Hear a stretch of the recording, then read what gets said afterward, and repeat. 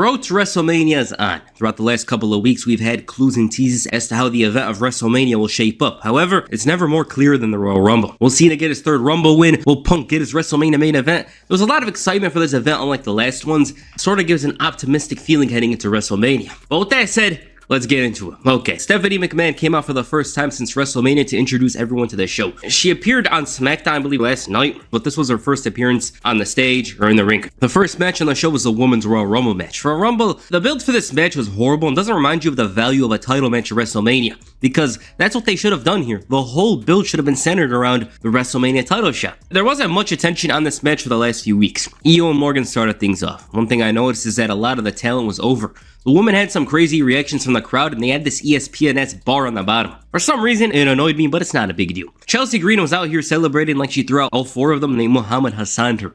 It wasn't 100% Hassan though, because they would have eliminated her in that moment. It's nice to notice that they didn't need to pad this with the older woman, because WWE had more depth and talent. The older Rumbles lacked stars, and they had to use a bunch of them from NXT. That wasn't a problem though. They did a good job of presenting the NXT woman, especially Lash Legend. The match was nearly 1/3 done, and we finally got the first elimination. Bianca Belair had the best spot up to this point in the match. They tied the title story between Ivy Nile and Lyra Valkyria into the match, which I thought was good. PFC had their moment of dominance. Maxine Dupree had a huge reaction her entire run in the match. It was like some of the most engaging stuff for the crowd during this Royal Rumble match. PFC were thrown out right at the same time, and Chelsea Green was basically the main character for these couple of minutes, but of course it didn't end well for her. Jordynne Grace officially made her WWE debut, and this was her second Rumble, just want to mention that. Her first as a WWE wrestler, so technically you could call it her debut. She went crazy here, looked very resilient and strong. Alexa Bliss returned, and that crowd reaction was wild. This was her first appearance in about 2 years. Even if you told me Alexa Bliss would return here, I would never actually expect her to get that kind of reaction. She had the return boost here and looked strong for a couple of moments, as is with the Royal Rumble. Trish Stratus was back for the first time in a match in about a year and a half. Stephanie Vaquera and Julia had great moments here in the Rumble. Charlotte Flair entered near the end, and before even the match began, I had her as a pick. It was just too clear to me. Surprisingly, Nikki Bella was the 30th entrant. I thought it was Becky Lynch, but a lot of people were let down by AJ Lee not entering. That's one of those things that you build up in your mind. Can't really blame WWE. The two women that started off the match were thrown out, and those being Io Sky and Liv Morgan. And surprisingly, Roxanne Perez made it to the very end with Charlotte Flair. The Charlotte Flair part is not surprising, but Roxanne Perez being the last woman in the match along with her it definitely is, and kind of gives the fans an idea of who she is, especially if you didn't watch NXT. But in the end, it was Charlotte Flair who won the match. I like this Rumble a little bit more than others. I saw some people be disappointed by it as time went on, because it started off very hot. It was very exciting initially, but it kind of felt like it was average later on. Other than that, I did enjoy this match. It's a Royal Rumble. It's kind of easy for me to enjoy, but I liked it more than last year's. Last year's women's match, I didn't like it as much as this one. Charlotte Flair as a winner is not surprising in the slightest. They should have just let her return here and win it. People were going to be disappointed anyways because it's Charlotte and she's always in the title picture.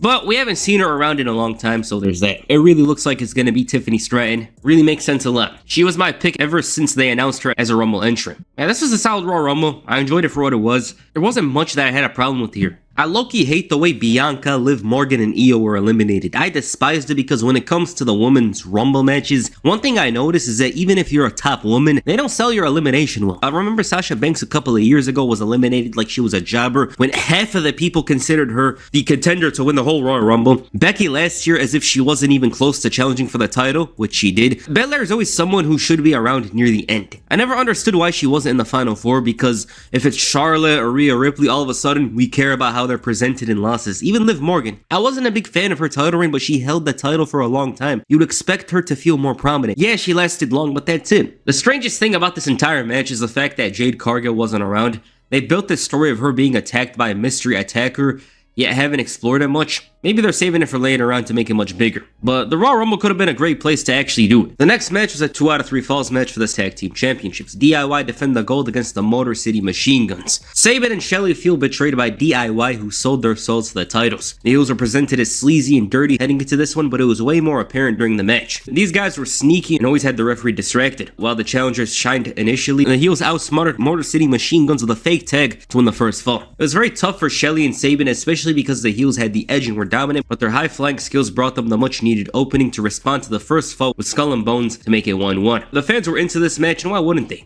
There was exciting spots and near falls. It was enjoyable. The fans weren't really into it initially, but these guys fought super hard to get them invested. I just had to add that there. It's very important. Then the Street Profits interfered because they wanted to make their mark on the tag team division. They cost the Motor City Machine Guns the belts. I thought this match was very good, but it's unfortunate that it took the crowd until the end to actually care about the talent. The Street Profits are back in the title picture, which is much needed because I started to forget about them. They deserve it, and they actually have an edge now, you know? As faces, they were lacking a little bit, but now that they're pissed, they're furious, they're coming out all angry with a crutch. Maybe there is something there with them. The next match was a ladder match for the undisputed WWE Championship. Cody Rhodes defended the gold against Kevin Owens. Alright, this one had been built up for about 4 months now. It's been very intense, very aggressive. They had a lot of back and forth on the mic, but it's come down to this. Now, heading into this one, I kind of thought it was odd that there was a ladder match, but whatever. Once the bell rang, though, I personally wasn't really a fan of this match. Watching it, it felt like they were wrestling in a slow, super slow way, which I didn't really expect for a ladder match. Despite that, though, these two actually sold the match well. They made it seem like a grueling challenge, not just the challenge of said opponent, but also the fact that there's ladders involved. It felt very intense, and it was a match you were going to consider one that was going to take a lot out of both men. That's what it was. I didn't really care much about it for the first half. The end was where it got better. These two are going crazy. KO with the package pile driver on a ladder. It looked like it took a lot out of Cody Rhodes. Sami Zayn came out. The one thing we don't have a problem with is the selling here. They sold it as if it's a grueling ladder match. It took a lot out of them. We saw a huge Alabama slam from Cody Rhodes onto Kevin Owens right through a ladder, and that one looked like the death. It looked like it killed him. KO obviously couldn't respond to that, and Sami Zayn had to attend to him, while Cody Rhodes pulled down the belts. So that's the match. Cody Rhodes retains the title, looks grandiose and huge in victory. One thing I liked is how good it made Cody Rhodes look. Like, obviously, Kevin Owens wasn't going to win this. He was not going to win this, not even close. I don't even think anyone even imagined he'd win this match. But for Cody Rhodes, he looked like a big hero here. The fact that he had to deal with Kevin Owens in these ladders, everything about it, it felt fulfilling. You know, it felt like he finally got this monkey off his back and is off to other things. But I straight up wish this was a no disqualification match. Just something that didn't involve ladders too much, because that would have given them more freedom to do something. Here with the ladders, it limits them in some ways, and it also prevents us from seeing these two at their very best, so there's that. I didn't like the pacing of the match because it suited something like a no DQ match. I really wish that it turned out that way because it would have been even better. Cody Rhodes was pushed to his worst point, and in turn, Kevin Owens paid the price. Any other opponent, Cody shows mercy, but with him, he was asking for it. This is a very different Cody Rhodes and one that I'm interested in seeing develop more. That title changes everyone that's held it. Roman, Punk, and even though Cody is a different man, it's only a formality before he becomes something else. I'm not even talking about a heel turn, just a more aggressive and angrier Rhodes. This also doesn't bode well for Sami Zayn's storyline because Kevin Owens was convinced he would be the one to help him during the match. And the main event, the men's Royal Rumble match. This is the one with plenty of hype. WWE invested a lot in making this feel like one of the biggest Royal Rumbles in recent years. And it was just that. Rey and Penta started things off, and Penta was the one with the most attention here. And at some points, it really looked like he was eliminated. Great selling. Carmelo Hayes was cursed before this event, and that continued here. He let out his anger on Tozawa, all while Braun Breaker in the ring was going crazy. I thought Adam Pearce should replace him, but then it turned out to be Speed. This guy was massively over, helped Breaker throw out Otis, but then got a rough-looking spear. Otis didn't even bother saving him. That's a funny spot. Speed almost got obliterated.